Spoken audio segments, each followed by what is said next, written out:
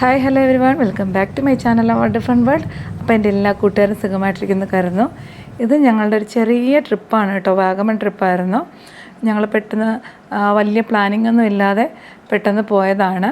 നമ്മുടെ ഒരു family friend കൂടെ ഉണ്ട്. ഞാൻ വാഗമണ്ണിൽ ആദ്യമായിട്ടാണ് പോണത്. അത്യാവശ്യം നല്ല സ്ഥലമാണ് പോകാനായിട്ട്, ഒരുപാട് കാണാനുണ്ട്. നല്ലൊരു വ്യൂ ആണ്. എന്ന് വെച്ചാൽ രാത്രിയിലൊക്കെ നമുക്ക് സ്റ്റേ ചെയ്യാൻ പറ്റിയൊരു സ്ഥലമാണ് വാഗമൺ.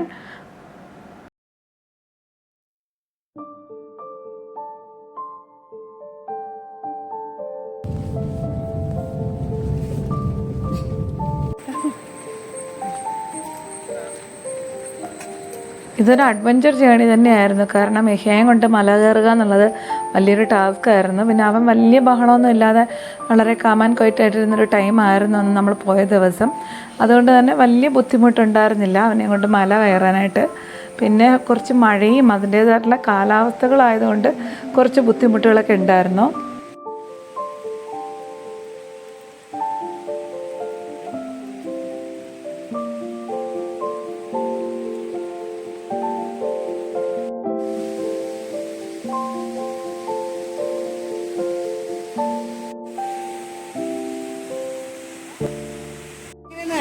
ഇത് കണ്ടോടെ അവിടെ ഫ്രണ്ട് ചെന്ന് നിന്നില്ലേ, അതിന്റെ പിക്ചർ ഒന്ന് ബാക്കിലോട്ട് നിന്ന്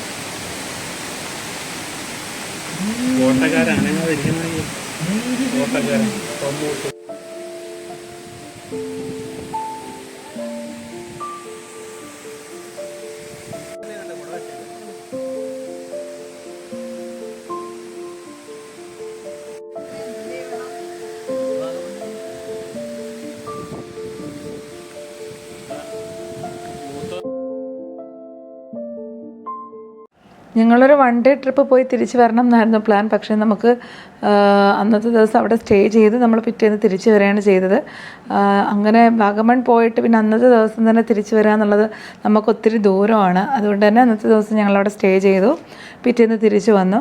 ടൈം ഉണ്ടെങ്കിൽ നമുക്ക് 2-3 ദിവസം വാഗമണിൽ നിന്ന് കണ്ടിട്ട് വരാനുള്ള അത്രയും കാഴ്ചകൾ അവിടെ ഉണ്ട്. ഒരുപാട് സ്ഥലങ്ങളുണ്ട് അവിടെ കാണാനായിട്ട്. ഇനിയും ഒരിക്കൽ കൂടെ പോകണം എന്നുണ്ട് അവിടെ ഇൻഷാ അല്ലാ.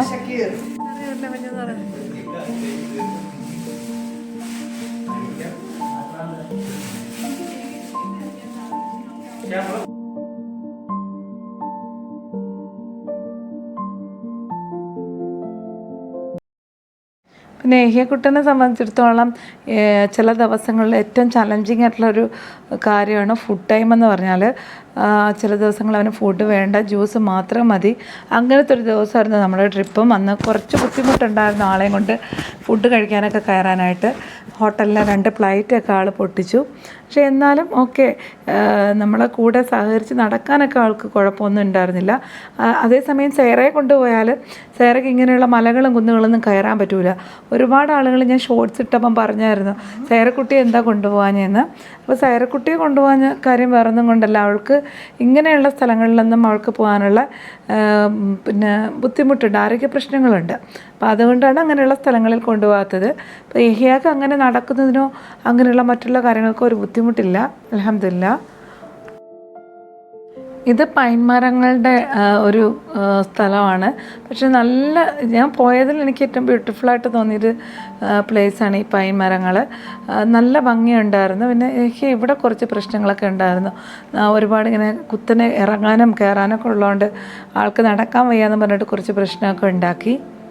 അപ്പോൾ നമ്മുടെ യാത്രാവിശേഷങ്ങൾ ഇത്രയേ ഉള്ളൂ. ഇനിയും നല്ല നല്ല സ്ഥലങ്ങളിലൊക്കെ പോകാനും പുതിയ നല്ല വീഡിയോസ് ഇടാനും ഒക്കെ ഭാഗ്യം ഉണ്ടാകട്ടെ. അപ്പം മാക്സിമം ഇനി പോകുന്നിടത്തൊക്കെ സേറക്കുട്ടിയെ കൂടെ കൊണ്ടുപോകാനായിട്ട് ഞങ്ങൾ നോക്കും. അതിനുള്ള ആളുകളുണ്ടെങ്കിൽ നമുക്ക് കൊണ്ടുപോകാം. കാരണം ഒരുപാട് നടക്കാൻ ബുദ്ധിമുട്ടുള്ളപ്പോൾ അവളെ നോക്കാൻ കുറച്ച് ആളുകളുണ്ടെങ്കിൽ പ്രശ്നമില്ല. അപ്പോൾ വീഡിയോ ഇഷ്ടപ്പെട്ടാൽ ലൈക്ക് ചെയ്യാനും ഷെയർ ചെയ്യാനും കമൻറ്റ് ചെയ്യാനും മറക്കണ്ട.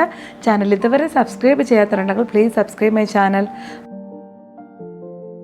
എനിക്ക് ഏറ്റവും മെമ്മറബിൾ ആയിട്ടുള്ള നല്ല നല്ല കുറച്ച് ഫോട്ടോസാണ് അത് ഞാൻ ഇതിൽ ഷെയർ ചെയ്തിട്ടുണ്ട്.